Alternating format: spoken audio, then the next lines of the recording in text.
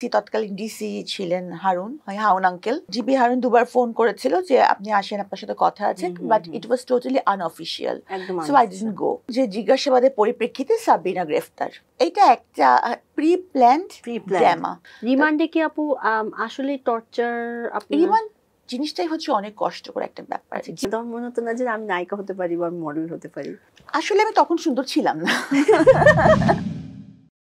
Hello everyone, আসসালামু আলাইকুম। Face কার্ডের নতুন এপিসোড নিয়ে চলে এসেছি। আজকের এপিসোডটা অনেক বেশি স্পেশাল, কারণ আমার খুব পছন্দের একজন মানুষ আমার স্টুডিওতে আমার সাথে আড্ডা দিতে এসেছে।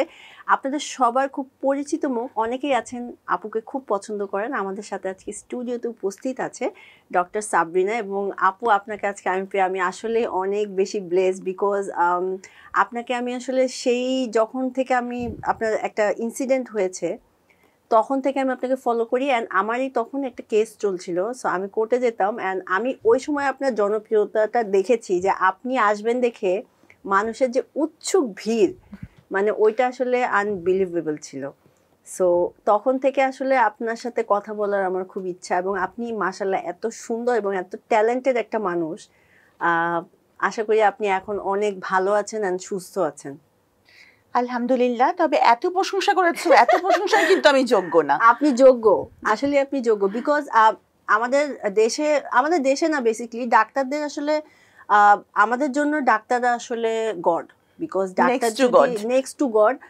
বিকজ ডাক্তাররা যদি না থাকতো তাহলে আমরা আসলে হয়তো বা বাঁচতাম না। সো আপনি একধারে ট্যালেন্টেড, তার সাথে আপনি সুন্দরী, সো সবকিছু আপনি পারফেক্ট। একটা জিনিস যে চিকিৎসকরা কিন্তু অত বেশি পপুলার হতে পারেন না, এটা কি লক্ষ্য করেছো?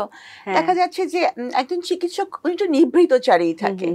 মানুষ কিন্তু মানে তার জীবনটা চিকিৎসকের মানে উপরে তো আল্লাহ, চিকিৎসক হচ্ছে উসিলা, তারপরেও কিন্তু চিকিৎসকরা জনগণের কাছে এত কাছে পৌঁছেও কাছে না। যেভাবে ধরো সেলিব্রিটিরা যারা বলো যে যারা মিডিয়া ওয়ার্ল্ডে আছে তারা যতটুকু কাছে, একজন চিকিৎসক যখন বিপদে পড়েন তখন বোঝা যায় যে কেউ পাশে নেই। এমনকি একজন চিকিৎসক যদি মৃত্যুবরণও করেন, দেখবে যে তার জানা যায় অত মানুষ হয় না যেভাবে একজন সিঙ্গার বা একজন অ্যাক্টরের ইতা হয়। তো আসলে চিকিৎসকরা আমার মনে হয় বরাবরই নিজেরা নিভৃতচারী। এর কারণ হচ্ছে তারা পুরোটা সময় হসপিটাল, চেম্বার, রিসার্চ এগুলাতেই দিয়ে দেয়। তো এটাই। আপু, ছোটবেলাটা কিরকম ছিল? কেউ জিজ্ঞেস করেন আপনাকে? বোরিং ছিল? পড়াশোনার মধ্যে থাকতে হতো সব সময়? যে সবাই তো মোটামুটি বলে যে যদি ছোটবেলায় ফেরত যেতে পারতাম কি না মজা হতো। আমি জীবনেও ভাবি না, মানে ছোটবেলায় কথা ভাববে আমার মনে হয় ওরে বাপরে বাপ, মানে এমন কোনো ইনস্ট্রুমেন্টাল মাইন্ড নাই, সাথে ফ্রি হ্যান্ড মাইন্ড যে খেতে হয়েছে। মানে চাবি গোছা বলো, স্কেল, চিরুনি, খুন্তি, স্যান্ডেল, ঝাড়ু, মানে কোনটা না, মানে সব।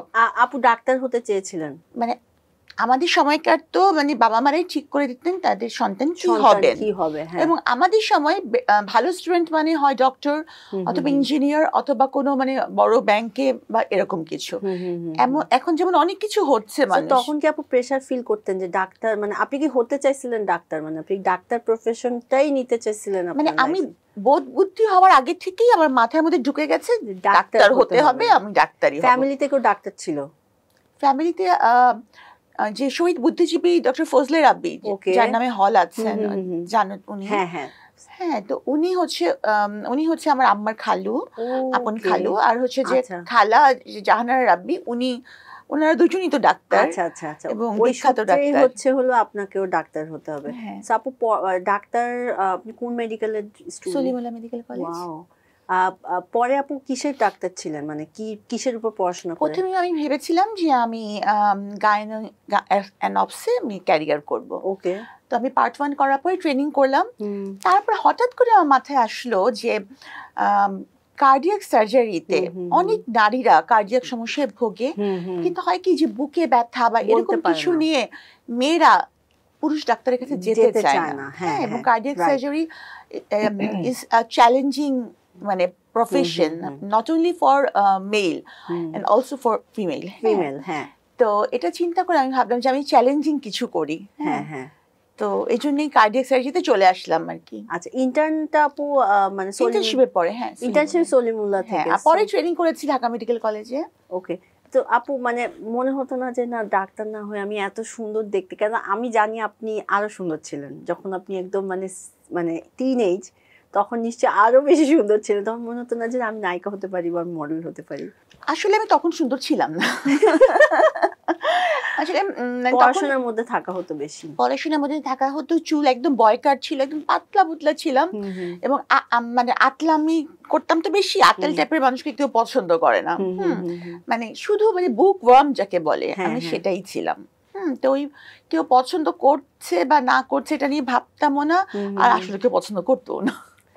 আচ্ছা আপু, তারপরে আপনার ক্যারিয়ার স্টার্ট হলো 2000 কত সালে? মানে আপনি একদম ফুল ডাক্তার, মানে যেটা একদম মানে এমএস আপনাদের মনে হয়? না হ্যাঁ, এমএস আমি এমএস কার্ডিওভাস্কুলার থোরাসিক সার্জারিতে এমএস করলাম, এটা হচ্ছে 2015 সালে।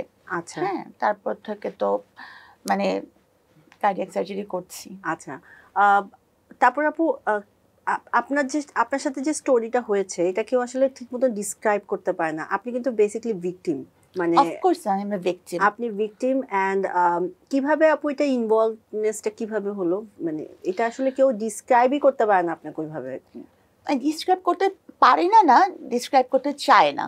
মানে ধরো এই মামলাটা সাবিনার মামলা, এটা বলতে পারে ডক্টর সাবিনা, এটা বলতে পারে আপনার কোর্টের পপুলারিটিটা, মানে আপনি আসতেছেন ওই সময় জাস্ট ফাঁকা করে দিত। আমার এখনো মনে আছে, আমি আমার হাজবেন্ডের সাথে একটা কেস, সো দ্যাটস ওয়াই বাচ্চা নিয়ে যেতাম, আপনি আসবেন দেখে আমাদেরকে বলছে একটু সাইডে যেতে হবে, বিকজ একই জর্জ কোর্টেই আপনার কেসটা হচ্ছে। সিএমএম কোর্টে ছিল, সিএমএম কোর্টে প্রথম দিন আমি সিএমএম কোর্টেই ছিলাম, হ্যাঁ এই সাইডে। আমার এখনো মনে আছে, আপনি আসবেন দেখে মানে আমার মা বলতেছে যে ডক্টর সাবিনা আসবে, মানে আপনাকে দেখার জন্য মানুষের যে উৎসুক ভিড়। টিভিতে তখন দেখতাম আপনাকে নিয়ে অনেক ভাইরাল ছবি, যে নর্মালি ফুল দিচ্ছেন সেটাও বলতেছে যে উনি ক্যারেক্টারলেস, বাট অ্যাকচুয়ালি আপনি ভিকটিম।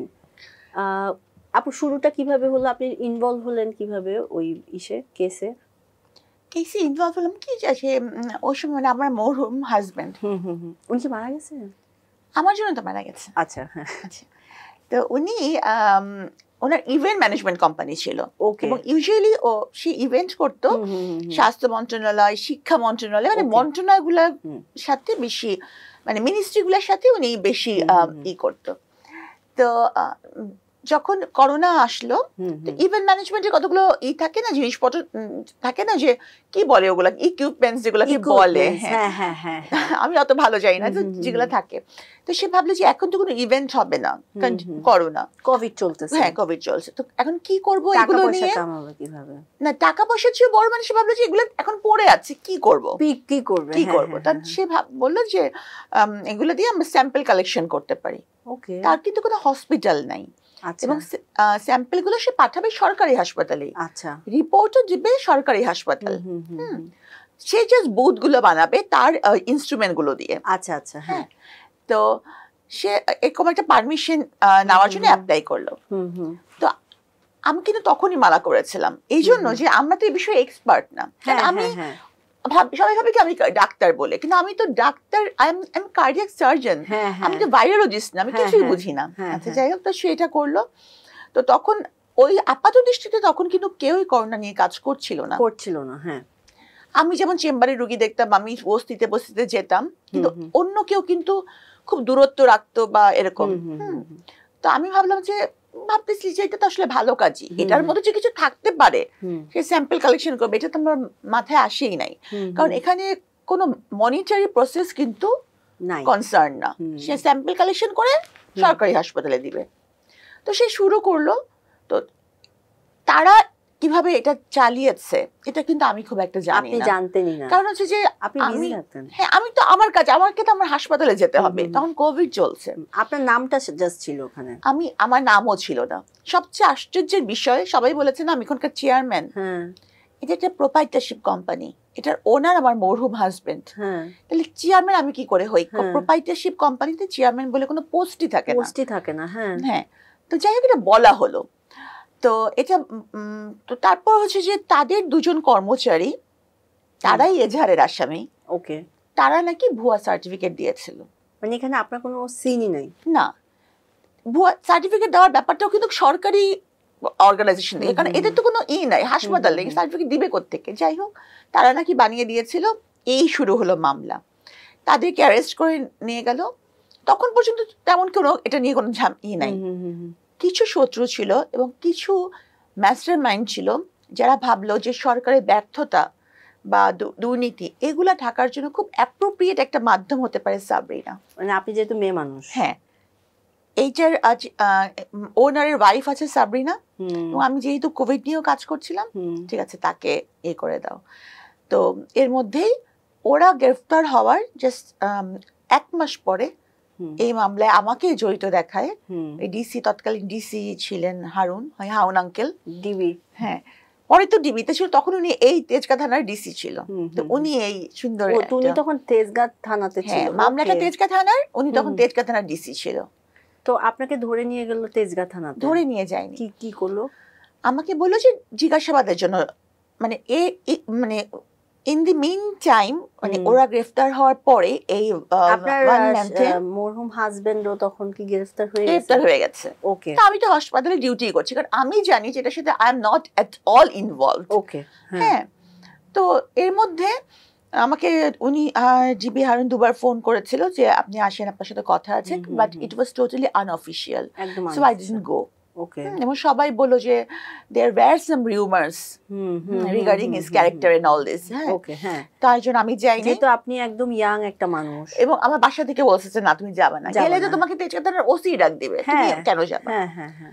তো তখন আমি যাই না, কিন্তু পরবর্তীতে উনি আর কি এরকম একটা নাটক সাজালো এবং হচ্ছে যে দেখা গেল যে আমাকে ডাকিয়ে নিয়ে জিজ্ঞাসাবাদারিতে উনি গ্রেফতার দেখালেন। গ্রেফতার মানে আপনি জাস্ট গেছেন, জাস্ট হচ্ছে হলো কথা বলার জন্য, এবং আমি তখন হাসপাতালেই ছিলাম, হাসপাতালে কাজ করছিলাম। মানে আপনি কাপড় চেঞ্জ করা বা কোনো খাওয়া দাওয়া কিছু করার, কাপড় চেঞ্জ করার না, এবং মানে আমি যে বাসায় এসে আমার বাচ্চাকে তো চুমু খেয়ে যাব যে আমি যাচ্ছি, সেই সুযোগটাও আমি পাই নাই। বা আমি আব্বাকে বলে যাবো আব্বা আমাকে ডাকছে, যাই, আমি তো কল্পনারও বাইরে, কারণ আমি এটার সাথে আপনি জিজ্ঞেস করেন নাই যে কি পারপাসে আমাকে অ্যারেস্ট করতেছেন, এটা কখনো ওনাকে জিজ্ঞেস, মানে তখন আপনি ওনাকে জিজ্ঞেস করেছেন? যখন ডেকে নিয়ে গেল না, উনি আমাকে একটা রুমে আটকে রেখেছেন, উনাকে কোনো জিজ্ঞাসাবাদই করেননি, কিছুই জিজ্ঞাসা করে নাই। তোমার টিভি ছিল, তো টিভির স্ক্রলে দেখা যাচ্ছিল যে জিজ্ঞাসাবাদের পরিপ্রেক্ষিতে সাবরিনা গ্রেফতার, অথচ উনি আমাকে হি asked me only 2 questions। কতক্ষণ আপু ওই রুমটার মধ্যে ছিলেন? 1.5 ঘন্টা। 1.5 ঘন্টা। এই সময় কি কোনো মেন্টালি টর্চার বা ফিজিক্যালি কোনো অ্যাবিউজ? এগুলো কিচ্ছু না। মানে হি asked me only 2 questions। একটা হচ্ছে যে which medical college, that's it. 2টা প্রশ্ন, কোন মেডিকেল কলেজ এবং কততম বিসিএস, দ্যাটস ইট। এবং এই ভিত্তিতে উনি বুঝে নিলে আমি মামলায় সম্পৃক্ত। মানে এটা একটা প্রি প্ল্যান্ড ড্রামা। হ্যাঁ, বুঝছো, এই ড্রামারিতে উনি। তো অ্যারেস্ট হওয়ার পরে আপু আপনাকে কোর্টে চালান দিল একদিন পরেই? হ্যাঁ, একদিন পরে। এরপরে আপনার জেল হলো কত মাসের জন্য? তারপর তো আমি জেলেই চলে গেলাম, কারাগারে চলে গেলাম, তারপরে থাকতেই থাকলাম। কতদিন ছিলেন? এভাবে 3টা বছর। 3 বছর জেলে ছিলেন?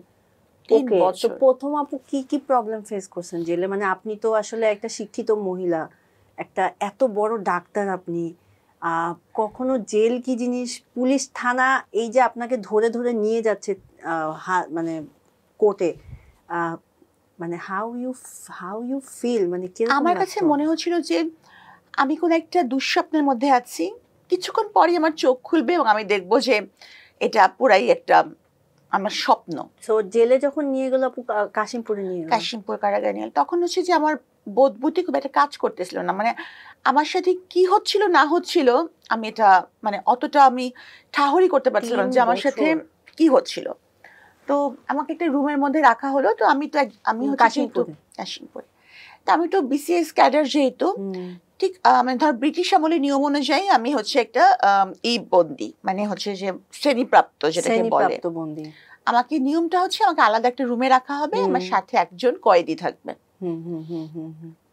তা আমি মানে এটা কি করেছিল নাকি আপনাকে মানে জেনারেল কয়েদিদের সাথে রাখা হয়েছিল নাকি আপনাকে? প্রথমে আমাকে, যেহেতু আমি তখন তো আমি মাত্রই গিয়েছি, তখন আমাকে একটা রুমেই রাখা হয়েছে একলা, যেহেতু আমি ওই যে ডিভিশন প্রাপ্ত। তো আমি হচ্ছে ওখানে যাওয়ার পর সাথে একটা কয়েদি রাখা হয়েছে। আমার কিন্তু তখন আমি বোধের মধ্যেই নাই যে কি ঘটছে বুঝতে পারছি না। বাচ্চা তখন কতটুক ছিল আপু? মানে ছোট ছিল। তা আমি যখন ওখানে মানে একটু খুব তন্দ্রা মতো আসে উঠি, তো একদিন আমি শুয়ে আছি, তো একটু তন্দ্রা মতোই আসছে, তো হঠাৎ করে পাশে তাকাই দেখি যে আমার পাশে একটা লাশ শুয়ে আছে। হোয়াট? মানে সিরিয়াসলি? মানে এটা কি আপনার হ্যালুসিনেশন ছিল নাকি সিরিয়াসলি? মানে ঘটনাটা শুনো যে মানে আমি দেখছি আমার পাশে একটা লাশ শুয়ে আছে, এরকম শটান, মুখটা সাদা, মানে মরে গেলে কেমন অনেকদিন পরে যেমন ফ্যাকাশে হয়ে যায় সেরকম, আর শুধু 3-4টা দাঁত বের হয়ে আছে, হ্যাঁ, মুখের বাইরে। তো আমি চিৎকার করে, মানে এমনি তো এটা ভয়ের মধ্যে, প্রচন্ড ভয়ের মধ্যে, কেউ নাই আপনি ছাড়া, আমি আর সে, এবং যেখানে আমার ডিভিশন প্রাপ্ত মানে জন্য যে ওয়ার্ডটা ছিল, আমি কিন্তু একলা ডিভিশনে, না কেউই নাই, চারপাশে গাছপালা ঘন, একেবারে গাছপালা, কাঁঠাল গাছ, মানে খুবই ভৌতিক একটা পরিবেশ। তো চিৎকার করে উঠছে, পরে দেখি ওই লাশই উঠে দৌড়ায় পানি নিয়ে আসতেছে। হ্যাঁ, মানে পরে দেখলাম যে সেটা লাশ না, সে মুখে পুরো করে লতা হার্বাল মেরে খেয়ে আসছে। এবং লতা হার্বাল মেখে রাখলে নাকি ফর্সা হওয়ার জন্য টু জেলে আপু সবাই লতা হার্বাল মাখে। Is that true? তা মানে আমার এখনো গায়ে কাটা দিচ্ছে, মানে শুনে মনে হবে মানে যার সাথে হয় এটা ট্র্যাজেডি, অন্য কারোর জন্য কমেডি। তো আপু আমি হলে এখানে আমার এমনিতেই ক্লাস্ট্রোফোবিয়া আছে, আমি বন্ধ করে থাকতে পারি না, অনেকক্ষণ আমার মাথা ঘুরে। আপনি কিভাবে ছিলেন? হ্যাঁ, তো আমি দেখি পানি নিয়ে যখন দৌড়ে আসতেছে লাশটা, তখন আমি মানে বুঝতেছি না যে কি হচ্ছে। পরে বুঝলাম যে হ্যাঁ ওইটা হচ্ছে যে খাদিজা খালা। হ্যাঁ, পরে আমি বুঝলাম যে উনার আসলে কয়েকদিনের মধ্যে জামিন হয়ে গেছিল, জাস্ট প্রসিডিওরটা, আপনার জামিনের জন্য টাকা জমা দিতে হয়, উনি যাবজ্জীবন প্রাপ্ত আসামি ছিলেন, কয়েদি ছিলেন, তো ওই জন্য উনি কিছুদিন ওয়েট করছিলেন। তো যেহেতু বাড়ি ফেরত যাবেন, এর জন্য মুখের মধ্যে লতা মাখতেছে সমানে। আর লতার নিয়ম হচ্ছে যে নড়াচড়া তো যাবে না, ভাবে শক্ত হয়ে থাকবে। এবং জেলে আমি শুনছি যে লতা হার্বাল খুব ফেমাস, এবং আসলেই একদম সাদা করে ফেলে। আসলে এটা তো লতা হার্বালের প্রমোশন আসলে, কারণ হচ্ছে যে না, লতার কিন্তু আরো অনেক প্রোডাক্ট আছে। হ্যাঁ, আমি কিন্তু লতা হার্বালটা অনেক পরবর্তীতে আর কি লতা হার্বালের ইয়েও করেছি, কিন্তু প্রচুর পপুলার। আর সবচেয়ে অবাক হওয়ার বিষয় হচ্ছে যে মানে ওখানে ধনী গরিব নির্বিশেষে কিন্তু খুব ফেমাস এর প্রোডাক্টটা। হ্যাঁ, এটা আমি শুনছি যে জেলে লতা হার্বালের খুবই চলন, মানে এবং ইট ওয়ার্কস। আমি দেখলাম, আমি মাখি নাই জীবনে ভয়, কিন্তু ইট ওয়ার্কস। আচ্ছা, সো আপু তারপরে ওই সেলে কতদিন ছিলেন? ওখানে ছিলাম হচ্ছে যে আমার সাজা হওয়া পর্যন্ত। কি করতেন আপু এখানে? মানে আপনার দমবন্ধ, যেমন ক্লাস্ট্রোফোবিয়া একটা ফোবিয়া আছে। না, পরবর্তীতে যখন আমি কয়েদি ওয়ার্ডে চলে গেলাম, কয়েদি হিসেবে প্রথম কয়েকদিন আমি ফোনের দায়িত্ব পালন করেছি। আচ্ছা, মানে ওখানে দায়িত্ব থাকে সশ্রম কয়েদিদের দায়িত্ব থাকবে, করতেই হবে। তারপরে হচ্ছে যে এরপর আমার দায়িত্ব দেওয়া হলো যে কারাগারে ফুল বাগানের মালির ইনচার্জ। আচ্ছা, মানে কারা ফুল বাগানটা, তো আমি ওখানে এর আগে হচ্ছে কারাগারে ওরকম ফুল ছিল, কিন্তু ফুল বাগানের ওরকম ইনচার্জ ওরকম কেউ ছিল না। তো আমি ওখানে কারাগারে শক্ত মাটিতে কিন্তু ফুল ফুটাই আসছি, ডিজাইন করে বেড করে, যেমন ওটা 3 নাম্বার কারাগার, এরকম 3 লিখে বেড করছি, মানে তো এগুলো করে আসছি। এবং আমি অনেকে আছে যে নিজের কাজটা মানে সশ্রম কয়েদিরা অনেক সময় করতেন না, হ্যাঁ, বা অন্য কাউকে দিয়ে করাতেন, কিন্তু আমি করতাম।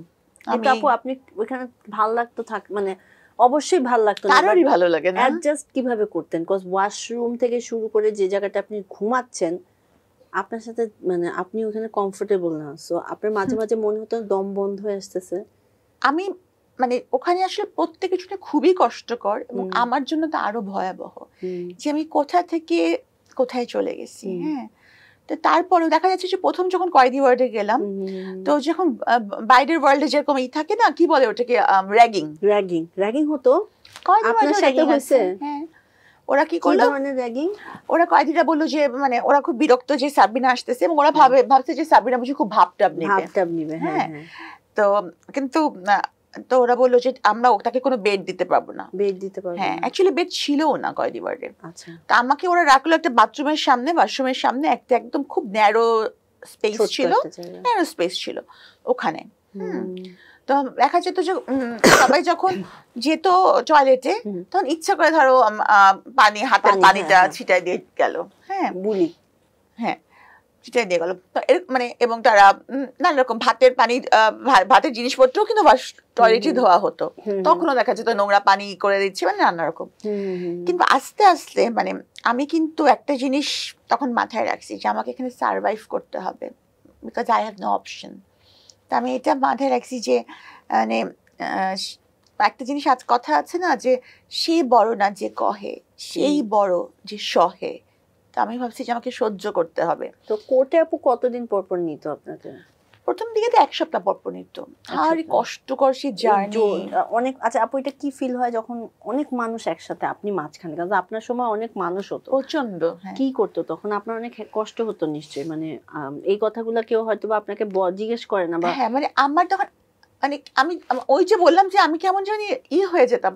একদম প্রথম এটা বলি, যখন হচ্ছে যে আমাকে আমি যখন গ্রেফতার হওয়ার পরের দিন, মানে ওটা হচ্ছে ডিবিতে, তখন আমি রিমান্ডে কি আপু আসলে টর্চার? রিমান্ড জিনিসটাই হচ্ছে অনেক কষ্টকর একটা ব্যাপার। যে কোনো উপায় এখন পেশেন্ট বলতে সরি আসামির স্বীকারোক্তি নেওয়া হবে। তো এই মানে খুবই একটা কষ্টকর প্রক্রিয়া, এবং এক একজন বন্দীর ক্ষেত্রে এক একটা প্রক্রিয়া অ্যাপ্লাই করা হয়। আচ্ছা, আপনারটা কি ছিল? যেমন জম টুপি পরানো হয়েছে আমাকে। জম টুপি মানে? পুরো কালো রঙের একটা টুপি, ইউ ক্যান সি এনিথিং। হ্যাঁ, মানে এবং ওই জিনিসটাই মনে হয় মানে এত সাফোকেটিং, মানে এতটুকু একটা টুপি যদি পরানো হয়। তো যাই হোক, আমি আর ওগুলো মনে করতে চাই না, কারণ এই জিনিসগুলো তো ফেরত আসবে না। আর এই রিমান্ডের বিষয়টা এরকম করে, মানে যেহেতু আমি জানি না আপনার, আমার তো মানে ক্লাস্ট্রোফোবিয়া, আমি বেশিক্ষণ একটা ঘরের মধ্যে বন্দি। আমি গাড়িতেও দেখা যায় এই সাইডে একটা গাড়ি, এই সাইডে একটা গাড়ি, আমি মাঝখানে বসা। আমার কাছে আমি এরকম বলতে থাকি যে গাড়ি গেট খুলেন, আমি বাইরে দাঁড়াই, চলতে থাকলে তখন আমি নামবো। এখানে হচ্ছে যে কারাগার এমন একটা জায়গা, এখানে কোনো ফোবিয়া, কোনো আবেগ, কোনো অনুভূতি নাই, কোনো জায়গা নাই। হ্যাঁ, কোনো জায়গা নেই। মানে তোমাকে এখানে থাকতে হবে। You have to live here and you have to survive, you have no option. হ্যাঁ, তো এটা মানে যেমন হচ্ছে আমি যখন কারাগারে গেছি তখন কোনো বালিশ ছিল না, মানে 1 বছরের বেশি সময় বালিশ ছাড়া, মানে হাতের উপর এমন করে। তারপরে যখন কয়েদি ওয়ার্ডে এতটুকু একটা জায়গায় বাস করতে হচ্ছে। তো আসলে এগুলো কোনো অনুমতিরই কোনো জায়গা নেই, যা নিয়ম সেটাই চলতে হবে। আচ্ছা, এরপর আস্তে আস্তে আপনি ইউজ টু হয়ে গেলেন? কেউ ইউজ টু হয় না, মানে তোমাকে থাকতে হবে, কিন্তু তুমি কোনোদিন ইউজ টু হতে পারবে না জিনিসটা। রিমান্ডে আপু আপনাকে তারপর কি স্বীকারোক্তি নেওয়াই ছাড়লো? মানে না, স্বীকারোক্তি নিতে পারেনি। তাহলে তো ঘন্টার পর ঘন্টা ওই মাস্ক পরে। মানে আপনি আসলেই অনেক ধৈর্যশীল একটা মহিলা, এবং আপনার মতন একটা মেয়ে মানুষের এত কষ্ট আসলে আই ডোন্ট নো, মানে এটা আসলে আমার আসলে মানে আমি জাস্ট মানে আমার চোখে পানি চলে আসছে। মানে মানে হাউ কাম পসিবল যে মানে এভাবে আপনাকে টর্চার করা হয়েছে ফর নো রিজন? ওদের একটা তো রিজন ছিল, এই যে টু ডাইভার্ট, মানে তাদের হচ্ছে তখন হয় কি যে যত দুর্নীতি বা যত কিছু আমার উপর দিয়ে মানুষ সাবিনাকে নিয়ে আলোচনা করছে, একটা ধরো আপনাকে নিয়ে আলোচনা, হ্যাঁ আমাকে নিয়ে, কারণ ওরা কিন্তু জানে না যে আমি এই মামলার 1 নম্বর আসামি না, আমি এই মামলার এজাহারের আসামি না। অথবা কাউকে তুমি এখনো জিজ্ঞেস করো যে ওনার মামলাটা কি বা ওনার ধারাটা কি, কেউ জানে না, কেউ বলতে পারবে না। হ্যাঁ, কিন্তু সাবিনার মামলা, কারণ সাবিনাকে এখানে এই অবস্থানে ভাবতে মানুষের ভালো লাগে, বলতে ভালো লাগে। হ্যাঁ, মেয়ে মানুষ কি মজা, মানে এন্টারটেইনমেন্ট। আপনার মহরুম হাজবেন্ড যে উনি, ওনার সাথে আপনার মানে একদম লাইক আপনি বের হওয়ার পরে আগে থেকে, হ্যাঁ আগে থেকে, এরপরে আপু 3 বছর পরে আপনি কি জামিনে বের হয়ে আসলেন? বের হয়ে আসার পরে মেন্টালি একটা কিন্তু আপনাকে কোনো রকম প্রবলেম বা এরকম কোনো সাফারের মধ্যে দিয়ে গেছেন, মানে অনেক দিন পরে আপনি মুক্ত বের হয়ে আসলেন, এরপরে জার্নিটা কি যে আমি সবসময় এখন পর্যন্ত আমি কিন্তু সিভিয়ারলি ট্রমাটাইজড। হ্যাঁ, কিন্তু আই ডোন্ট শো। কারণ হচ্ছে কি, তাহলে যারা ষড়যন্ত্র করে আমাকে কারাগারে ঢুকিয়েছিল তারাই তো জিতে যাচ্ছে, যে না সাবিনা খুব খারাপ আছে। সাবিনা খারাপ নাই, কারণ মানে till my last breadth I have to fight, তাই না? এবং আমাকে প্রমাণ করতেই হবে যে গতকালকে যেমন আমার বই তো এবার আসছে, তো ইনশাআল্লাহ নাম কি আপু? একটা হচ্ছে বন্দিনী 2 সেকেন্ড পার্ট, আর একটা হচ্ছে অবেলায় বেলা। আমার এডিটর প্যারিসে থাকেন, তো উনি বললেন যে একটু ভূমিকা লিখে দেন, মানে বইয়ের একটা ভূমিকা, সব লেখা শেষ, শুধু ভূমিকাটা আমার বাকি। তো আমি লিখে সময় করতে পারছি না, কারণ ওখানে 5টা গল্প আছে, 5টা মেয়ের জীবন নিয়ে, 5 এইজের।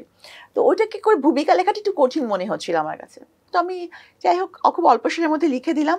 পরে আমার এডিটর আমাকে বলল কি যে আপনি যে কোনো ভাবে হোক দেশের বাইরে চলে যান, এখানে মেধার কদর নাই। বললো যে আপনি এত মেধাবী, এত করে লিখেছেন এটা, যে আমার এটা মনে হচ্ছে যে আপনি চলে যান। আমি বলছি এখন তো আমি আরো যাব না, যদি আমার পুরো পরিবার থাকে আমেরিকাতে, কিন্তু এখন আমি আরো যাব না। মানে আমি কেন বাংলাদেশের লোক আমাকে বলবে আমি অপরাধ করেছি? আমি করিই নাই। আপনি করেনই নাই, আসলে আপনি কিছু করেনই করিই নাই। এখন আমাকে যাই বলুক মানুষ, ধরো অন্য কিছু নেই, তোমরা ধরো তোমরা আমার শাড়ি নিয়ে আলোচনা করতে চাও, তোমরা আমার লিপস্টিকের কালার নিয়ে আলোচনা করতে চাও, বা আমি যেভাবে চলি সেটা নিয়ে কিছু বলতে চাও বলো, কিন্তু এই কথাটা কেন বলা হবে সেটা আমি করিই নাই। এরপরে আপনার স্ট্রাগলটা কি হলো? আপনি বের হলেন, তারপরে কিভাবে নিজেকে আবার মুভ অন করলেন? একদম প্রথম টার্গেট ছিল যে আমি কারাগারে গেছি আর কেউ যেন মিথ্যা মামলায় কারাগারে না যায়, আর যারা হ্যাবিচুয়াল অপরাধী তারাও যেন কিছুটা বোঝে আমার লেখার মাধ্যমে যে কারাগারটা ভয়ঙ্কর জায়গা, ওখানে যেন না যেতে হয়। তো এটা আমার প্ল্যান ছিল। আর আরেকটা ব্যাপার ছিল যে কারণে আমি বন্দিনী ফাউন্ডেশন করেছি। আচ্ছা, এটা বন্দিনী ফাউন্ডেশনে কি মানে কি হয়? এটা হচ্ছে এটার কিছু এজেন্ডা আছে। ওকে, সেটা হচ্ছে যে যারা দীর্ঘ সময় কারাগারে ছিল তারা যখন বের হয় তখন দেখে যে তার বাবা মা মরে গেছে, ধরো 16 বছর ধরে আছে, বের হয়েছে কোন রকমে, বের হলো কোন রকমে, হ্যাঁ, বাবা মা মরে গেছে, স্বামী তো ডেফিনেটলি একটা বিয়ে করে সংসার করতেছে, ছেলে মেয়ের সংসারে ঠাঁই নাই, ছেলের বউ বলবে কি জেল খাটা শাশুড়িকে আমি রাখবো না, কখনোই রাখবো না।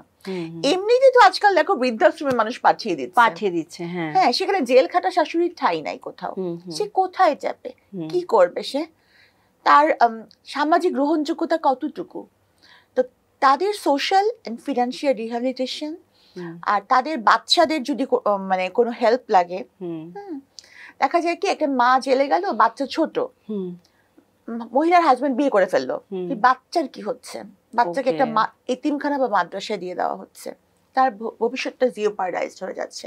তো এগুলো এইসব এজেন্ডাকে মাথায় রেখেই বন্দিনী ফাউন্ডেশন।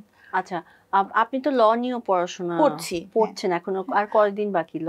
আমাদের একটু মানে জাতীয় বিশ্ববিদ্যালয় আন্ডারে একটু সেশন জট থাকে। আপনি কি তাইলে কি ডাক্তারের সাথে মানে ডাক্তারির পাশাপাশি কি আপনি কোর্টেও হচ্ছে এই যে আইনি যে লড়াইগুলো এগুলো আপনি করবেন? আমার উদ্দেশ্য কিন্তু আইনি লড়াই করা না, আমার উদ্দেশ্য হচ্ছে আইনটাকে ভালো মতো জানা, এবং হচ্ছে যে যারা অনেকে আছে যে মামলাটা একটু যদি মানে ট্যাকল করা যেত ভালো মতন, হ্যাঁ, ইন এ প্রপার ওয়ে, তাহলে কিন্তু এতদিন ধরে জেলে খাটতে হতো না।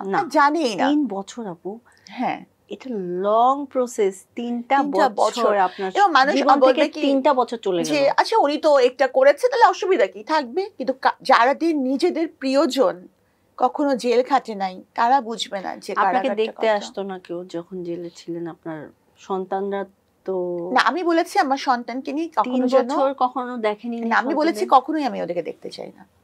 কারণ কি, একটা মায়ের মৃত্যু সেটাও সন্তানের কাছে হয়তো সহ্য করার মতন, কিন্তু একটা মা কারাগারের দাঁড়িয়ে আছে 14 শিকির পেছনে, এটা সহ্য করা কত কষ্ট, যে সন্তান সেই জানে। এবং যে মা 3 বছর আরো জানে আপনাদের না। আমি বলছি আমার সন্তানই কখনো আসবে না। আর আমার মা তো একটা বড় সময় বিদেশে ছিলেন, তো কারণ মামলার যে টাকা পয়সা এগুলোর একটা ছিল, আর হচ্ছে যে আমার বাবা বয়স্ক মানুষ, আমি চাইনি যে উনি কাশিমপুরে আসুক, কারণ এরকম একটা তারের ইসের ভিতর দিয়ে দেখা যায়, মানে আবছা আবছা, জাস্ট বোঝা যাবে যে আমার আব্বা, কিন্তু মানে আমি তাকে টাচ করতে পারবো না। কি দরকার, উনি এত দূরে কাশিমপুরে, কেউ আসবে না। আর বন্ধু বান্ধব আর কলিগ এখন হাসি পায়, জানো, এদের অস্তিত্ব বাস্তবে কিচ্ছু না। শুধু আমি সাবিনার জন্য না, সবার জন্য বলবো, কোনো বন্ধুও নাই কারো। মানে একটা আছে না কথা, যে সুসময়ে অনেকেই বন্ধু বটে হয়, অসময়ে হায় হায় কেউ কারো নয়। আমার তো কলিগরা এবং বন্ধুরা এমন ভাবে মানে হারিয়ে গেল যে মনে হয় যে আমার কেউ ছিলই না। তো কারাগারে অন্যরা মাঝে মাঝে আমাকে জিজ্ঞেস করতো, এই তুমি না বলে অনেক বড় পাশ করছো, কলেজ গেছো, ভার্সিটি গেছো, কেউ আসে না কেন? তো কেউ তোমার কি কোনো নাই, তোমার কোনো বন্ধু বান্ধব নাই? তো আমি বলতাম না, আমার কেউ নাই। আপু 3 বছর পর যখন বাচ্চাদেরকে দেখলেন কি ফিল হলো? 3টা বছর বাচ্চাদের সন্তান ছাড়া আমি জাস্ট এটাই ফিল করতেছিলাম। আমার 2 ছেলে, আমি আমার 2 ছেলেকে ছাড়া 2 মিনিটও থাকতে পারি না। মানে আমি রাতে ঘুমাই আমার ছোটটাকে কোলে নিয়ে, আর বড়টা আমার পাশে থাকে। তুমি কি এমন প্রশ্ন করবে যে আমাকে কাঁদাবা তুমি? আপনি অনেক মানে ভালো একটা মানুষ, এটাকে আপনি জানেন? মানে এটা আমি জানি। আপনি অনেক বোকা, অনেক ভালো একটা মানুষ, সোজা সরল একটা মানুষ। আমার আম্মা বলে জেল খেটেও নাকি আমার কোনো শিক্ষা হয় নাই, মানে আমি যে বোকা সেই বোকাই রই। আপনি বোকা, আসলে বোকাও না, আপনি অনেক সোজা সরল। যে কেউ আপনাকে ইজিলি ভালো কথা বলে আপনাকে আপন করে নেয়, যেটা আপনি বিশ্বাস করেন। বিশ্বাস করি, হ্যাঁ, এখনো তাই করি। মানে আমি যখন জেলে ছিলাম তখন আমি ভাবতেছিলাম যে যখন বের হব কারো কথা শুনবো না, কিন্তু এখন আপনি শুনেন। এখনো তাই করি। আসলে আমাদের মেয়েরা, সুন্দর মেয়েরা বেসিক্যালি অনেক বোকা হয়। আমরা মানে আমার মনে হয় কি যে মেয়েরা আমরা বোকা না, আমাদেরকে বোকা বলা যাবে না। যে যারা আমাদেরকে প্রতারণা করলো, আমি বলবো না যে তারা খুব চালাক, আমরা খুব বোকা। আসলে আমরা তাকে বিশ্বাস করেছিলাম, যে বিশ্বাসের মর্যাদাটা তারা রাখতে পারেনি। আপু এরপরে এখন ল তো পড়ছেন, সাথে সাথে মডেলিং এন্ড হচ্ছে অভিনয় করছেন। এই ইন্ডাস্ট্রিটা কেমন, মানে কেমন? আমি মডেলিং তো করছি না, মডেলিং করছি না, কারণ আমি মনে সবসময় এটাই বলি যে আমরা যারা স্ট্রাগলিং ওমেন তারা প্রত্যেকেই রিয়েল লাইফ মডেল। আর ভেবেছিলাম যে কখনো এই নাটক বা এরকম কিছু করব না, তবে ইনশাআল্লাহ একটা নাটক করছেন। হ্যাঁ। আচ্ছা আপু, লেখালেখি কি ছোটবেলা থেকেই মানে ভালো লাগতো? আমি আসলে ডায়েরি লিখতাম এবং লিখতাম। আসলে আমার লেখা মানে আমার আগের যে আইডি ছিল সেখানেও কিন্তু আমি লিখতাম এবং আমার লেখার অনেক মানে কদর ছিল। হ্যাঁ, তো এরপরে কারাগারে যখন যাই তো লেখার ইচ্ছা হয়েছে, কিন্তু কারাগারে কিন্তু কাগজ কলম ব্যবহার করা যায় না। বেশিরভাগ কয়েদির বা হাজতের গল্পগুলো শুনতাম এবং আমি ভাবতাম যে আমি এটা জানাবো, কারণ আমাকে এটা মানুষকে জানাতে হবে। তো এজন্যই পরবর্তীতে লেখা। আপু বর্তমান পরিস্থিতিতে তো সরকার চেঞ্জ, হ্যাঁ, এখন আপনার কাছে মনে হয় না আপনি একদম মুক্ত? আসলে আমি এই যে সরকার চেঞ্জ এই জিনিসটা যে আমি কোনো মানে আমার কোনো ব্যক্তিগত ফায়দা বা ই হবে এটা আমি কখনো ভাবি নাই। তো কোটা আন্দোলন যখন চলছিল তো আমি অলওয়েজ মেধার পক্ষে, কারণ মেধা হচ্ছে মেধা এবং পরিশ্রম ছাড়া আমার কিছুই নাই। হ্যাঁ, ট্রু। তো মেধার পক্ষে। তো পরবর্তীতে যখন হচ্ছে আবু সাইদ মুগ্ধ মারা গেল, যখন ফারহান ফাইয়াজ শহীদ হলো, হ্যাঁ, যখন ইয়ামিনের লাশ এভাবে গাড়ি থেকে ফেলে দেওয়া হচ্ছে, তখনই কিন্তু সবার একটাই দল হয়ে গেল। আমি যেটা মনে করি যে আমাদের সন্তান, আমাদের ভাইয়ের গায়ে গুলি চলবে না। হ্যাঁ, তখন ওই দেখা যাচ্ছে ওই সময় দিনের মানে দিন অস্থিরতা, রাতের পর রাত ঘুমাই না। হ্যাঁ, যে কি হবে সেটা আমার নিজের জন্য না, আমার তো যাবার চলেই গেছে। 3টা বছর কম কথা না, মান সম্মান সন্তান ছাড়া সব, তাহলে আমি কি পাবো? আমার কি পাওয়ার আছে এখন? আর এটা প্রতারণা মামলায় আমি 3টা বছর জেল খেটেছি, আমাকে বারবার সরকার থেকে জামিন দেওয়া হচ্ছিল না, তো আমি আর কি পাবো এখন? আমার কি পাওয়ার আছে? কিছুই পাওয়ার নাই, বাট আপনার দিন এখনো পড়ে আছে। আপনার দিন এখন পড়ে আছে। আপু সামনে আর কি কি কাজ করার প্ল্যান আছে? মানে আমার মূল ফোকাস হবে যেটা হচ্ছে যে বই লেখাটা। হ্যাঁ, বই, এটাই আমার মূল ফোকাস। আর হচ্ছে বন্দিনী ফাউন্ডেশন, যে একটা বন্দিনীর যদি কিছু উপকার হয়। তারপরে প্রচুর দেখবা যে ওখানে যে ড্রাগ অ্যাবিউজার্স, মেয়েদের মধ্যে যে নেশার এত প্রকোপ, সেটা যে দেখছেন। হ্যাঁ, আগে তো এগুলো দেখি নাই, মানে নেশাখোর যাদেরকে বলে আগে দেখার সুযোগ হয় নাই। আপনি একদম ম্যাস মানে মহিলাদের থেকে শুরু করে সবার সাথে ছিলেন। সো এটা কিন্তু আপু একটা এক্সপিরিয়েন্স, রাইট? মানে এরকম মানুষের সাথে কখনো হয়তো বা আপনি যখন একটা প্রফেশনে ছিলেন তখন এই ধরনের মানুষের সাথে আপনার উঠা বসা হয়? আমি যখন প্রফেশনে ছিলাম তখন ছেলে মেয়ে পেশেন্ট সবার সাথে মিশেছি, দেখেছি। ফোকাস কিন্তু মানুষটাকে করি নাই, ফোকাসটা করেছি তার ডিজিজটাকে। ওকে। যখন একটা মানুষ আমার সামনে এসে আমার বেডে শুয়েছে, মানে হয়তো সে ওটি টেবিলে আছে, I always focused on the disease. অপারেশনের ক্ষেত্রে, বাইপাস সার্জারির ক্ষেত্রে সবকিছু, তার আর্টারির ক্যালিবার কেমন, আমাকে কোন ধরনের সুতায় কোন জায়গায় বাইপাসটা করতে হবে, হ্যাঁ আমি এগুলাই ভেবেছি। আমি কিন্তু কখনো ফোকাস করিনি মানুষটা, ফোকাস করেছি ডিজিজটা। কিন্তু ওখানে গিয়ে আমি ফোকাস করেছি মানুষটার উপর। আপু এখানে কোনো ডাক্তারি কাজ, মানে ডাক্তারের যে কাজগুলো সেগুলো করেন? হ্যাঁ করেছি, 3টা নরমাল ডেলিভারি করেছি। Normal delivery? হ্যাঁ নরমাল ডেলিভারি করেছি। আরো কিছু, যেমন ওখানে কারাগারে বন্দিনীরা তো প্রায় নিজেরা মারামারি করে এদিকে কাটে সেদিকে কাটে, এগুলো মানে সেন্সিটিভ ড্রেসিং না, সেলাই, মানে ধরো একদম চোখের কাছে, এই সেন্সিটিভ এগুলোতে ওনারা আমাকে ডেকেছেন। তারপর হচ্ছে ধরো নেই লেভেল সেন্সিস, যেগুলো ধরো ছোটখাটো যেগুলো আছে, তারপর যে ধরো ক্রিটিক্যাল কিছু ইনভেস্টিগেশন, ইন্টারপ্রিটেশন, ধরো echo interpretation, ECG interpretation, hormonal acid interpretation, তখন তারা তো আমাকেই কল দিত।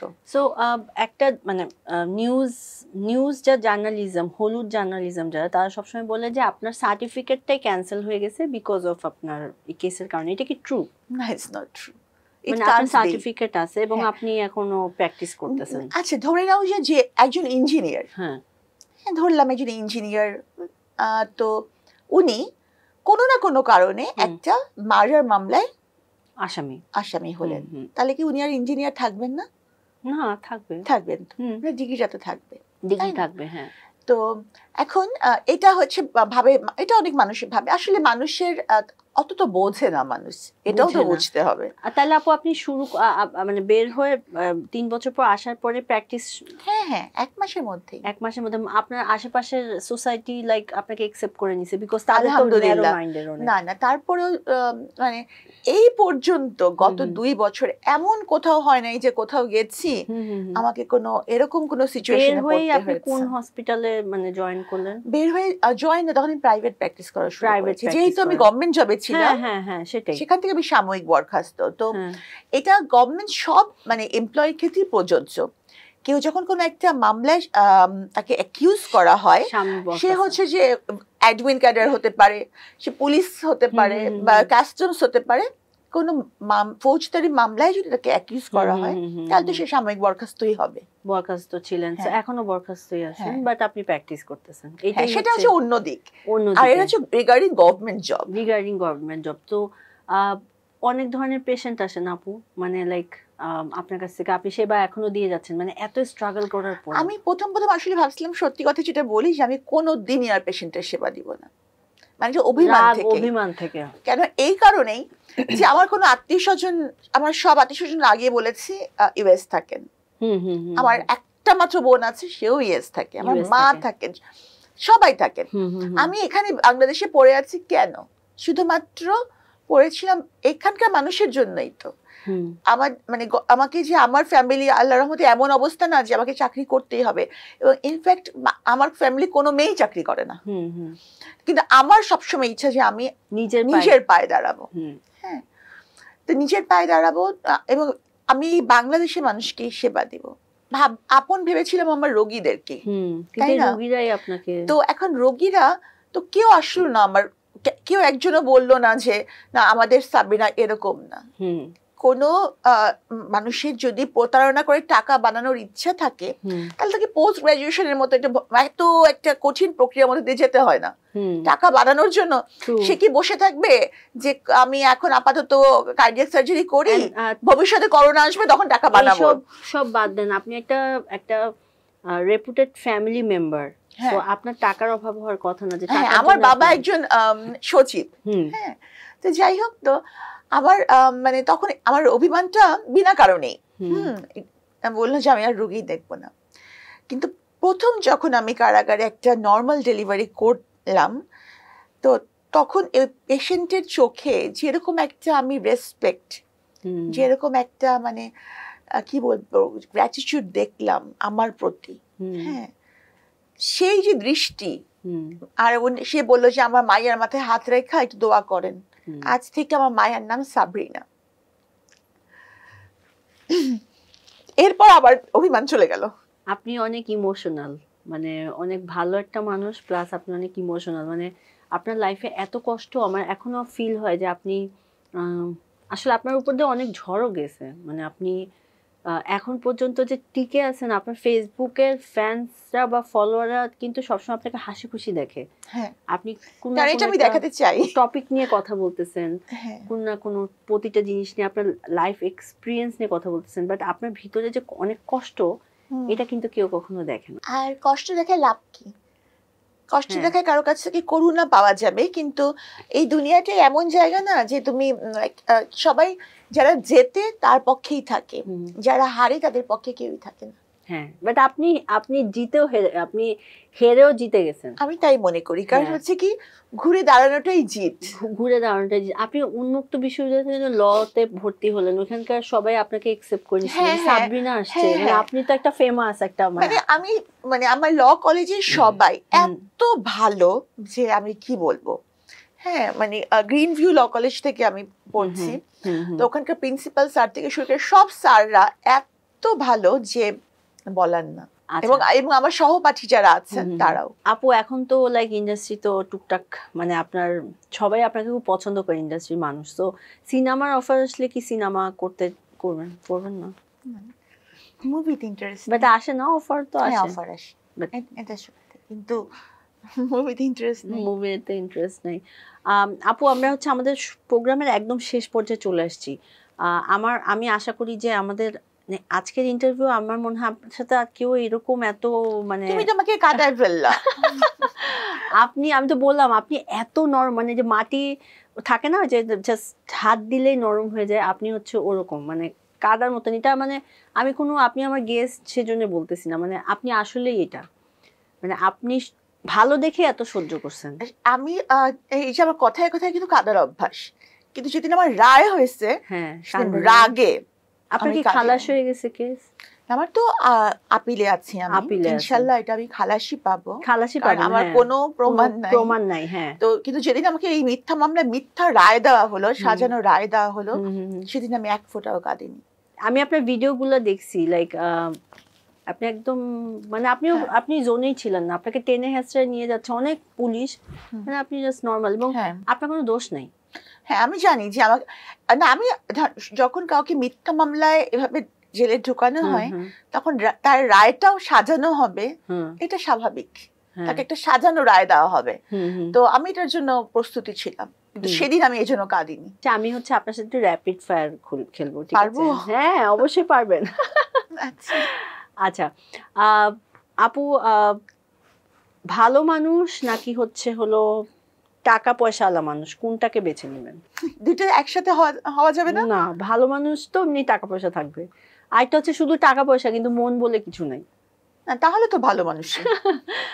আচ্ছা, আপনি কি একটা সুস্থ দেশ চান, নাকি হলো একটা গণতান্ত্রিক দেশে বসবাস করতে চান? সুস্থ, সুন্দর, কোনো মারামারি বা কোনো, আমি ওই যে শান্তিময় একটা দেশ চাই। হ্যাঁ, যেখানে গণতন্ত্র, এখন তো এগুলো তো আসলে গণতন্ত্র হোক বা রাজতন্ত্র হোক বা একনায়কতন্ত্র হোক, সবকিছুর মেইন ফোকাস হচ্ছে জনগণ। জনগণ শান্তিতে থাকলেই এটাই আমার কাছে মানে বেশি প্রেফারেবল। ডাক্তার নাকি সিনেমার নায়িকা? ডাক্তার। আচ্ছা, লয়ার না ডাক্তার? ডাক্তার। কফি খেতে ভালো লাগে নাকি রুমে বসে মুভি দেখতে ভালো লাগে? মুভি আমি দেখি না, কফি খেতে ভালো লাগে। আচ্ছা, ডক্টর সাবরিনা কি এখন সিঙ্গেল? না। আচ্ছা, লাইক ম্যারিটাল স্ট্যাটাস কি ম্যারিড, অর মানে মানুষ জানতে চায়? মানে একদম ভেরি রিসেন্টলি, এন্ড আপনি অনেক হ্যাপি আছেন, মানে শেষমেশ একটা মানে ভালো মানুষের সন্ধান পেয়েছেন? আই ক্যান সে নাও, কারণ এটা বলার সময় এখনো আসে নাই। আচ্ছা, হ্যাঁ, কারণ হচ্ছে যে আজকে যাকে তোমার অনেক ভালো মনে হচ্ছে যে সে ভীষণ ভালো, এখন কালকে তোমার কি মনে হবে ইউ ডোন্ট নো, তাই না? এটা একমাত্র আল্লাহই জানেন। আচ্ছা, লং ড্রাইভ নাকি প্লেনে করে কোথাও ঘুরতে যাওয়া? প্লেন। প্রেমিক পুরুষ নাকি প্র্যাকটিক্যাল কোনো টক্সিক পারসন? প্রেম করার ক্ষেত্রে প্রেমিক পুরুষ, বিয়ে করার ক্ষেত্রে ধনী পুরুষ। ধনী পুরুষ। সো আপনি ধনী পুরুষকেই বেছে নেবেন এখন এই মুহূর্তে? এই মুহূর্তে as a person doctor Sabrina কিরকম? অ্যাজ এ পার্সন হচ্ছে কারাগারে যাওয়ার আগেই না পরে? কারাগারে যাওয়ার পরে, বিকজ কারাগারে যাওয়ার আগে তো আপনি একটা রং পার্সনের সাথে ছিলেন, তার মতন করে আপনার লাইফটা সেট করা ছিল, কিন্তু এখন যে সাবরিনা সেটা হচ্ছে খুব স্ট্রং পার্সোনালিটি, কারো ধারে না এরকম পার্সোনালিটি। আমি এখন এটাই মনে করি যে ধরো আগে যেমন কেউ সমালোচনা করলে খুবই বেশি হয়ে যেতাম, আল্লাহ এটা কেন বললো, আর এখন সমালোচনা করলে আমি হাসি। হ্যাঁ, যে আমি এখন এত শক্ত হয়ে গেছি যে তাদের সমালোচনা আমাকে আর ভাঙতে পারবে না ইনশাল্লাহ। আর হচ্ছে মানে আগে যেমন তেমন কোনো মানে একটু কঠিন কিছু করতে পারতাম না, এখন আমি অনেক কারাগারিকে অনেক গালি শিখে গেছি। আপু লাইফে কোনো রিগ্রেট আছে যেটা সবসময় এখন আপনাকে ভাবায়, মানে যে এটা না হলেও পারতো? না, কারণ আমি মনে করি যে আল্লাহ সবাইকে কোনো না কোনো কারণে কোনো না কোনো পরিস্থিতির সম্মুখীন করে, যে আমার মতো একটা মানুষ যে কোনো তেমন কোনো মানে এই ধরনের অপরাধের সাথে সম্পৃক্ত কোনো সুযোগই নাই, সেই মানুষ আমি বিনা অপরাধে জেল কেটে আসছি। তো এটার পেছনে আল্লাহ পাকে বিশেষ কোনো ইশারা অবশ্যই আছে, তার মানে আল্লাহ আমাকে দিয়ে বিশেষ কোনো কাজ করাতে চান। আপনার ছেলেমেয়েরা কি আপনাকে অনেক ভালোবাসে? অনেক। আচ্ছা, কারণ আমি যখন কারাগারে গেলাম তখন তাদেরকে আমি খবর পাঠালাম যে তোমরা আমার পরিচয় আর কখনোই দিবা না স্কুলে, এবং বলবা মানে আমার নামও কখনো নিবা না, তোমাদের পাসপোর্টেও আমার নাম ইরেজ করে ওখানে তোমাদের সৎমার নাম দিয়ে দাও, কিন্তু ওরা কেউই সেটা করে নাই। তো রিসেন্টলি আমার মেয়ের স্কুলে স্কলাস্টিকাতে পড়ে, তো ওর প্যারেন্টস টিচার মিটিং ছিল, তো আমি বললাম যে দেখো আমি তো অনেক বেশি মানে কন্ট্রোভার্সিয়াল ক্যারেক্টার, তো তুমি আমাকে নিও না, তুমি মানে আমার মার কথা বললাম, আমার মাকে আম্মা ডাকে, ও আম্মাকে নিয়ে যাও। তখন সে অনেকক্ষণ চিন্তা ভাবনা করে বলছে যে না, ও আম্মাকেই নিয়ে যাবে। আমি বললাম যে এটার জন্য যদি তোমাকে বুলি করে কেউ, তার মানে আই ডোন্ট কেয়ার, আমি জানি আমার মা কি। আপনি কন্ট্রোভার্সিয়াল না, আপনি অনেক স্ট্রং একটা ওম্যান, আপনি একটু কন্ট্রোভার্সিয়াল না, মানে তো আমি ওকে বললাম স্টোরি কেউ জানেই না, দ্যাটস ওয়াই আপনাকে সবাই কন্ট্রোভার্সিয়াল বলে, এটা আমাদের জার্নালিস্টদের দোষ না। জার্নালিস্টদের কোনো দোষ নাই। কেন দোষ নাই জানো? জার্নালিস্টরা সেটাই জানে যেটা তাদের জানানো হয়েছে। যেমন যখন আমি ইতে ছিলাম মানে রিমান্ডে ছিলাম, তো তখন মানে এমন সব মানে আমাকে কোয়েশ্চেন করে, আমি তো কিছু জানি না আসলে টাকা ওরা আসলেই টাকা নিয়ে কোনো সার্টিফিকেট দিয়েছে কি না দিয়েছে আমার জানার কথা না, এবং আমার অ্যাকাউন্টে কোনো টাকাও নেই, টাকার জন্য আমি কখনো দৌড়াই না। তো পরের দিন আমি খবরের কাগজে রিমান্ডে দেখলাম, তখন দেখলাম যে ওরা পড়তেছে যে খবরগুলো ওরা খবরের কাগজে পড়ছে সেই কথাগুলো আমি বলিই নাই। তো রিমান্ডে কিন্তু কোনো জার্নালিস্ট ঢুকতে পারে না, সুতরাং তারা সেটাই লিখছে যেটা তাদেরকে জানানো হচ্ছে, তাদের তো কোনো দোষ নাই। তো এই জন্য আমার ইসের কারণে আমি জার্নালিস্টের কখনো দোষ দেই না, বরং আমি বলবো যে গণমাধ্যম কর্মীদের কারণেই আজকে আমি কারাগার থেকে বের হওয়ার পরে আমি আমার বন্দিনী নিয়ে মানুষের কাছে পৌঁছাতে পেরেছি। আচ্ছা, লাস্ট কোশ্চেন, আমরা কি ডক্টর সাবরিনাকে কখনো নায়িকা হিসেবে দেখতে পারবো স্ক্রিনে? কেন আপনি এত সুন্দর দেখতে। আমার ক্যামেরা ফেস সুন্দর না, কারণ আপনি যখন আসামি, আপনাকে যখন ধরে নিতে আপনার না আছে আপনার মেকআপ না আছে আপনার কোনো কিছু, ঠিক একটা বেনি করতেন আপনি, দেখেন মিলে নাকি, একটা ব্লাউজ পরতেন একদম নর্মাল একটা ব্লাউজ, শীতের সময় উইন্টার ছিল আমার এখনো মনে আছে, আপনি অনেক সুন্দরী। উইন্টারের সময় উইন্টারের কথা মনে করলে দেখি মনে করি যে কাশিমপুর কারাগারে যেমন গরম খুব পড়ে সেরকম কিন্তু শীতও অনেক পড়ে। আচ্ছা আপু, শাড়ি পরে দিত এত সুন্দর করে, আপনি এই অবস্থায় শাড়ি এত পরিপাটি করে আপনি যাইতেন? আমি সবসময় শাড়ি পরে নিই খুবই সুন্দর করে, মানে আপনি ন্যাচারাল বিউটি যেটাকে বলে সেটা হচ্ছে না আপনি। আমি মানে at the end of the day আমি একটা বিসিএস ক্যাডার, আমি তো এভাবে যেতে পারি না। আর আমার তো শাড়ির কালেকশন তো প্রশ্নই ওঠে না। কয়েদিরা তাদের ট্রাঙ্কে তোলা শাড়ি, মানে কয়েদিদের কাছে ধরো 20 বছর ধরে জেল খাটতেছে, একটা শাড়ি সে যত্ন করে রাখছে, সেই শাড়িটা সে আমাকে পরাই দিত। লাস্ট যেদিন চলে আসলেন আপনি হাজত থেকে বের হয়ে যাচ্ছেন, তখন কয়েদিরা তো আপনার সাথে 3 বছর অনেক কানেক্টেড, অনেক ইমোশনাল হয়ে গেছিল অনেক। তো শীতের কথাটা বলি, তো শীতকালে তখন অনেক শীত পড়ে, তো ওই সময় এরকম ছিল যে আমি আমার সবসময় গিজারে গোসল করা অভ্যাস। আমি চৈত্র মাসের একটা বদ অভ্যাস হচ্ছে আমি গিজার ছাড়া গোসল করতে পারি না। যারা ওয়ার্কিং ওমেন বা যারা ওয়ার্ক করে তাদের কিন্তু সবসময় কাজের থেকে এসে গিজারটা অন করে, হ্যাঁ এটা আমি জানি, এটা আমার অভ্যাস। কনকনে শীত, দেখা যাচ্ছে আমি দিনের পর দিন গোসল ছাড়া। আর তার চেয়ে বড় কথা, আমার কোনো উইন্টার ওয়্যার নাই। আমি ওই কারা কর্তৃপক্ষের দেওয়া কম্বল গায়ে দিয়ে আসছি, কিন্তু যখন আমি কোর্টে যাবো তখন আমি কি পরে যাব? তখন দেখছো যে আমার কোনো শালটাল গায়ে, শালটাল কিচ্ছু, আমার শুধু এই শাড়িটাই পরা। তুমি তো আজকে মনই খারাপ করে কিন্তু দর্শকদের জানা উচিত আপু, বিকজ আমাদের যারা দর্শক আছে তারা আপনাকে ডক্টর সাবরিনা কন্ট্রোভার্সিয়াল হিসাবেই দেখে। যখন আপনার ভিডিওগুলো দেখে আপনি খুব হ্যাপি, বাট আপনার স্ট্রাগলগুলো কেউ দেখে না কখনো। কেউ কোনো জার্নালিস্ট থেকে শুরু করে কেউ কখনো আপনাকে এই বিষয়গুলো নিয়ে কথাই বলে না যে আপনি কি কষ্ট করে আসছেন। বা মানুষ, বেশিরভাগ মানুষই এই মানে এইসব মানে কিছু দেখে হচ্ছে এন্টারটেনমেন্টের জন্য। হ্যাঁ, ওরা সাবরিনার কাছ থেকে এন্টারটেনমেন্ট খোঁজে, যে সাবরিনার কেমন কাপড় পরলো, তার আঁচল সরলো কিনা, সে কি পরেছে, এগুলা খোঁজে। তারা এন্টারটেনমেন্টের সন্ধানে থাকে। তারা কখনো ভিতরের কষ্টটা দেখে সে এডুকেশন লাভ করা, হ্যাঁ, কোনো নলেজ লাভ করার ইচ্ছা তাদের থাকে না। তো আমি যেমন হচ্ছে আমার অনেক কিছু নিয়ে মানুষ অনেক কিছু আলোচনা করে। আমার দেখা যায় যে অনেকে আবার শুভাকাঙ্ক্ষী পরিচয় দিয়ে বলে যে সে ডাক্তার, সে এমন করে কেন, ওই করে কেন। তো আমি মনে মনে ভাবি যে সে যদি একজন টিচার হয়, সে কি তার সব ভিডিও ক্লাসরুমেই নেয়? নিশ্চয়ই না। আমার আইডিতে আমি তো ডক্টর হিসেবে এই আইডিটা, এটা আমার প্রফেশনাল আইডি না, আমার ব্যক্তিগত জীবনের আইডি। তো সে যে টিচার, তার তো এটা বোঝা উচিত। দেখা যায় কি সে সেটা বুঝছে না, উনি ডাক্তার, উনি খালি ডাক্তারি করবেন। তো আমি এখন কে কোনটা নিবে এটা হচ্ছে তার ব্যাপার, আমরা আমাদের কাজটা করে যাই। বাট আপনার স্টোরি অনেক মানে মানে আনবিলিভেবল, মানে এটা আসলে অনেকেই হয়তো বা আজকে আমাদের প্রোগ্রামের এপিসোডটা যখন যাবে তখন জানতে পারবে, মানে এগুলা নিয়ে আসলে কেউ কথাও বলে না, বা আপনার স্ট্রাগলটা নিয়ে কেউ কথা বলে না।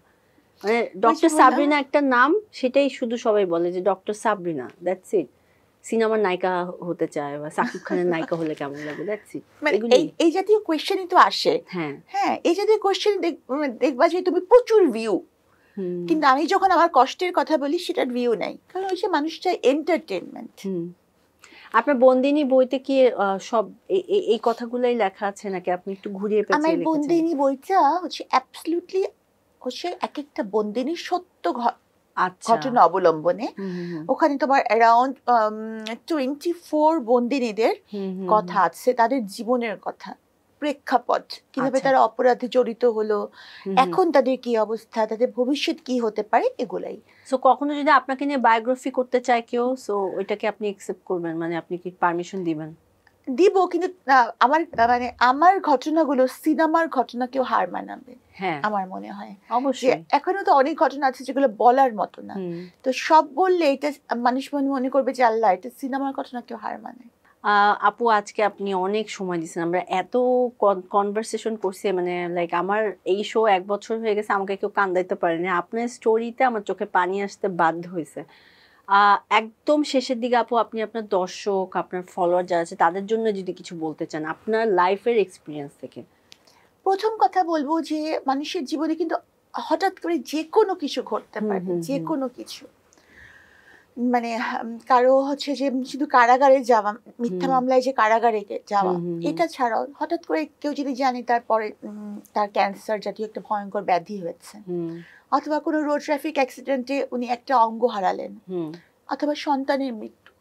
আমি যেমন চিন্তা করি যে এই যে ছাত্র আন্দোলনে ফারহান ফায়াজের মা, সে হঠাৎ করে জানতে পারলো যে তার 17 বছর বয়সের একমাত্র ছেলে, তার এক ছেলে সে মারা গেল, তার কিরকম লেগেছিল। মানে এরকম ঘটনা মানুষের জীবনে ঘটে, এরকম প্রচন্ড কষ্ট।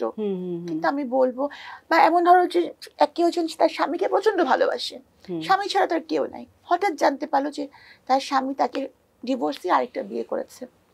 প্রত্যেকটাই কিন্তু কষ্ট, কিন্তু কষ্টগুলাতে কি হবে যে থমকে গেলেও থেমে যাওয়া যাবে না, ভেঙে যাওয়া যাবে না। করতে হবে কি যে pause, rest, reset and restart, আমি এটাই বলবো।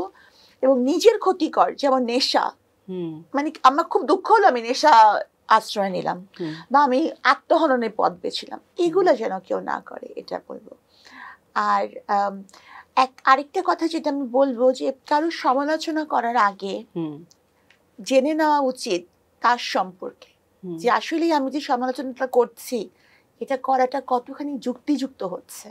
থ্যাংক ইউ সো মাচ আপু, আপনি লতা হারবালের স্টোরিটা ফান ছিল, মানে আমার জন্য ট্র্যাজেডি, তোমাদের জন্য কমেডি। আমি লাইক এভাবে ছিলাম যে কোনো ভূতের হরর, দেন হচ্ছে এটাকে সুইচ করে লাইক ফানে চলে গেছিলাম। But thank you so much আপু, আপনি এত ব্যস্ততার মধ্যে আমার শোতে আসছেন, আমরা অনেক কথা বলছি, আশা করি আপনার সাথে সামনে আমার আরো দেখা হবে এবং আপনি আরো সামনে এগিয়ে যান। আপনি আমাদের জন্য আসলে ইন্সপায়ার, অনেকেই আমার সাথে একমত হবে যে আপনি আপনার মতন স্ট্রং একটা মানুষ, আপনি পড়ে যে উঠে দাঁড়াইছেন। আমি বলবো যে যারা আমাকে পছন্দ করে তারা তো করে, হ্যাঁ, আর যারা পছন্দ করেন না তারা হচ্ছে যে আমার স্টাইল, আমার পোশাক এগুলার দিকে নজর না দিয়ে আমি কি বলছি, কি বলতে চাচ্ছি এবং আমার জীবনে কি ঘটেছে সেইটা দেখে যদি কিছুটা হলেও শিক্ষা হয় তাহলে আমি মনে করবো যে আমি সার্থক, ইনশাল্লাহ।